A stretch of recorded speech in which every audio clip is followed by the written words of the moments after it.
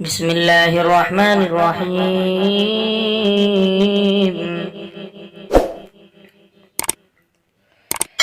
لا أقسم بهذا البلد وأنت حل بهذا البلد ووالد وما ولد لقد خلقنا الإنسان في كبد أيحسب أن لن يقدر عليه أحد يقول أهلكت مالا لبدا أيحسب أن لم يره أحد ألم نجعل له عينين ولسانا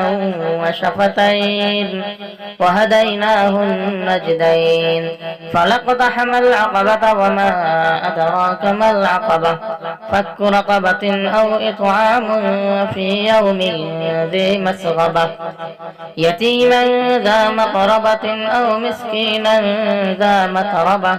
ثم كان من الذين آمنوا وتواصوا بالصبر وتواصوا بالمرحمة أولئك أصحاب الميمنة والذين كفروا بآياتنا هم أصحاب المشأمة عليهم نار مؤصدة.